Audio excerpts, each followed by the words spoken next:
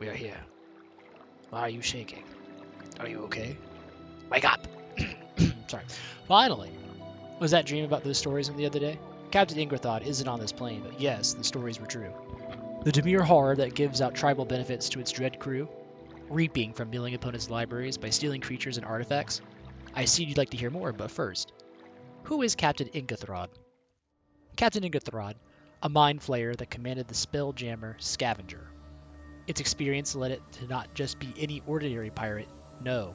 Ingathrod would patiently wait and strike at just the right moment to raid any Spelljammer unfortunate enough to cross its path. It wasn't just your riches that was lost, for the captain would also claim your mind as its next feast. Fear not, the legends say the wizard Hallister had lured the scavenger through a planar gate and stranded it and its crew in the Undermount. Whether it made it out or not, well, it's best not to think about that. Captain Ingathrod is a 5-mana, 3 generic, and blue-black, 3/6 horror pirate. It reads, horrors you control have menace, and whatever horror you control deals combat damage to a player, that player mills that many cards. At the beginning of your end step, choose target artifact or creature card in an opponent's graveyard that was put there from their library this turn. Put it onto the battlefield under your control. There's a lot to break down here, but before anything, I'm not going to keep saying the full name. From now on, it's just the captain or captain. Now, breaking down the abilities, it definitely leans into a more horror tribal commander, giving your horrors menace, and then a mill trigger when they connect for combat damage. This mill trigger benefits the final ability by stealing an artifact or creature card in an opponent's graveyard that was put there from their library this turn. Notice it says from their library. That means we just can't get creatures we kill or artifacts we destroy, but specifically cards that came from their library to the graveyard. Now, horrors are getting more and more support as time goes on, but when I built this deck I found that, once again, like a certain other horror commander, I leaned it in another direction. I do have generic good stuff horrors in here to get that mill going, but the build I went for is more focused on mill and reanimating cards from either yours or your opponent's graveyard.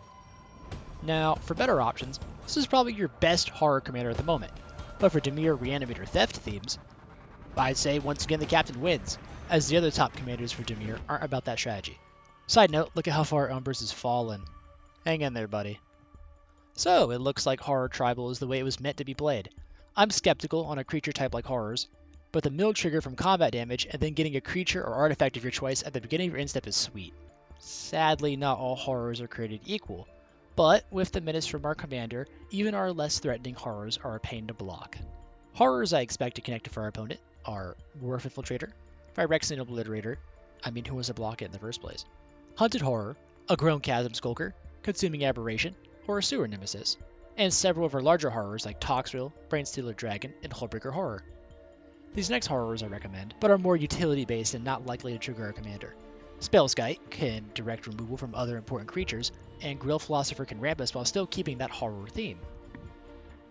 Keep in mind our commander is 5 CMC, and even if you're staying within the horror tribal theme, expect the captains to be removed often as an attempt to keep you from looting your opponent's graveyards. Don't be greedy with this mana base, and have enough mana rocks to cover casting a more expensive captain. While on the topic of ramp, I'd say Realmbreaker is a great include for any captain deck, since it not only mills an opponent that can trigger a commander, it allows us to grab a land from their graveyard for us to ramp.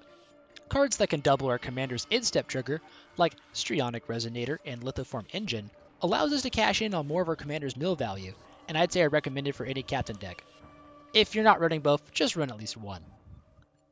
Now, this is where the cards I recommend for any captain deck would end, and my take on it would start. But keep in mind, most captain decks do run reanimator cards. It's just that this build went heavier into reanimation and graveyard shenanigans than a standard horror tribal deck would. Before covering our reanimator effects, we have to fill our opponent's graveyard first. The damage that comes from our horrors can mill, but only with the captain on the field. Great one-shot mill effects like Nemesis of Reason, a kicked Maddening Cacophony, or late-game Dread Summons can help our commander take things from the yard without connecting. There's more semi-one-shot mill effects that work on our turn that I haven't covered, but let's move on to more consistent mill effects. Court of Cunning, Mesmeric Orb, and Memory Erosion are cards that will get guaranteed mills every turn, unless our opponents aren't playing the game. You may have noticed that Mesmeric Orb and Memory Erosion would most likely trigger on our opponent's turn and not ours, which means our commander's trigger wouldn't work. So why do we have mill effects that happen on our opponent's turns? Keeping consistent mill effects can fuel our graveyard benefited creatures, like Consuming Aberration, Night Howler, and Sewer Nemesis, without having our commander on the field or using a huge one-shot mill effect that screams, "Look at what I just had you mill." You'd be surprised on how fast a target at a table can change if you suddenly mill everyone for 10 plus cards with one spell. Moving on from mill effects, it's time to use those creatures just sitting there waiting to be reanimated. Obviously, Reani-Mate's going to be in the deck. The life being a downside to getting one of my opponent's bombs in their graveyard is more than worth it. Another common one you see in these kinds of decks, Extract from Darkness, mills a total of 8 cards, if every player is alive, and returns a creature from any graveyard to the battlefield under our control.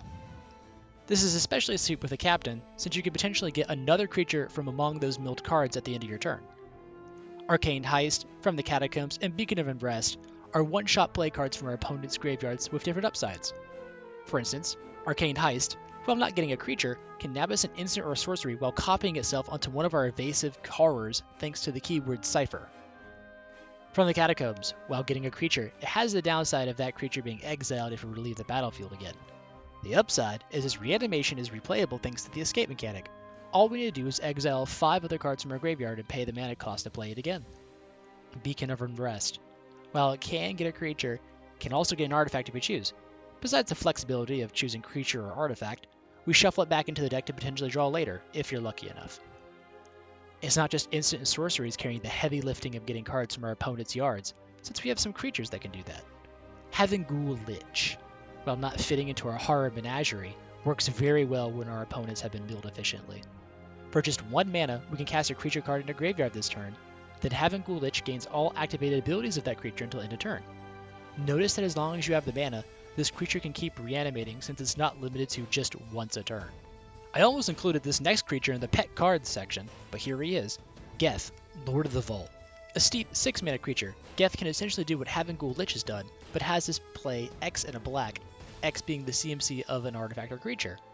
The upsides here is they can also target an artifact, and after you cast an artifact or creature, they mill X cards so we keep the graveyard nice and stocked. Downsides is this is more mana intensive and the creature or the artifact enters the battlefield tapped. I really love the design of this card and might even build a deck around him in the future. Mono Black Mill sounds like a fun build. To wrap up this reanimation revelry, we have some big scary reanimator effects like Breach the Multiverse. Because who doesn't love milling 40 cards in total and getting a creature or planeswalker of your choice from every graveyard? That's right, not just from those 10 cards milled, it can be in there before Breach was cast. Now for our other reanimation effect here, I'm counting it as a reanimation effect even though it's not quite one. It's going back to the horror tribal theme. Psionic Ritual becomes terrifying if we have at least 4 or so horrors in the field. Being able to tap them to exile and cast an instant or sorcery from any graveyard as long as we have horrors to tap. This allows us to recast our reanimation effects from our own graveyard. I don't like making a win condition section for decks since it narrows down playing into I win now GG's instead of thoughtful sequences and synergies. However, I think this deck does require it since mill is generically a very bad strategy in EDH, and reanimation requires us to hit the right creatures and of course for our opponents to be playing meaningful creatures we want to steal. If you really want to win, Mindcrank and Duskmantle Guildmage is a combo that utilizes the Guildmage's first ability, then any mill effect with Mindcrank out. This will mill out an opponent, causing them to lose that much life.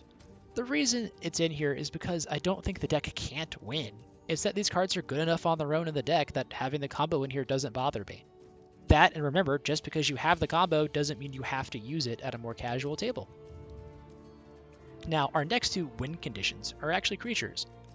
With Sir Conrad the Grim, our mill effects can quickly ping the table down in life, making him a respectable threat to deal with. For every creature that hits the yard, each of our opponent gets hit for 1. Guilt Feeder, who can only be blocked by black or artifact creatures, thanks to Fear, has a fearsome ability that if it attacks and isn't blocked, that player loses 1 life for each card of their graveyard. Not how many creatures are in their graveyard, not non-land permanents, just simply each card. Late game, this can and will one-shot someone if they don't respect it. So, moving on to pet cards. Once more, it is that time again to mention personal favorites and overperformers. Jumping right into it, Endless Evil, 2 and a blue enchantment aura. It reads, at the beginning of your upkeep, create a token that's a copy of Enchanted Creature, except the token is a 1/1. When Enchanted Creature dies, if that creature was a horror, return Endless Evil to its owner's hand. Making extra copies of our creatures at the beginning of our upkeep like Phyrexian Obliterator, Hullbreaker Horror, Vashta Narada, etc., really any of our horrors, is terrifying since it's their static abilities that makes our horrors scary to deal with, not usually their stat line. Also, rules effects here, if you make a copy of Sewer Nemesis, the static ability will override the 1/1 so it still becomes an XX creature. And besides making mini clones every upkeep, if they kill the original creature, we get the enchantment back to use again later, making it truly endless evil. Disciple of Bolas, a 4-mana 2/1 human wizard that has, when Disciple of Bolas enters the battlefield, sacrifice another creature. You gain X life and draw X cards, where X is that creature's power. I wonder what creatures we could ever sacrifice in a deck like this to make use of this card. With our Reanimator effects, we're bound to draw some if we sacrifice a large enough Consuming Aberration or Sewer Nemesis, and the life gain is nothing to throw away either, since we do use life as a resource in the deck at times thanks to cards like Defiler of Flesh, Reanimate, and Toxic Deluge. This deck is the first one I've covered that I actually don't own in paper, but I've played it online with friends and tested it enough that I can see myself buying the rest of this deck list after several other projects I've been working on. I wanted to make this as a thank you from the first video I made for the 1-3 lesson series, Umbris, where I was requested to cover the captain. I thought it was going to be relatively straightforward, but after some play testing and tweaks, it took some balance between mill and reanimator that I thought was fair. Warning though, the CMC might be a bit high. If you want to see the full deck list, I've posted it in the description below, where you can see it updated to the most recent version of the deck. So if you come across this video, or any of my 1-3 videos, that deck list that's linked is dynamic and is updated to my current build. I know this commander is the most popular I've done so far, so please share what you've done with the captain. I'd love to hear your ideas. I can see our time is coming to a close once more. You have what you need, but I'll be staying around a bit longer. After all, this voyage wasn't cheap for a non-planeswalker like myself. The rates in Ixalan are stupid high nowadays. Wait a minute. This ship isn't on Ixalan.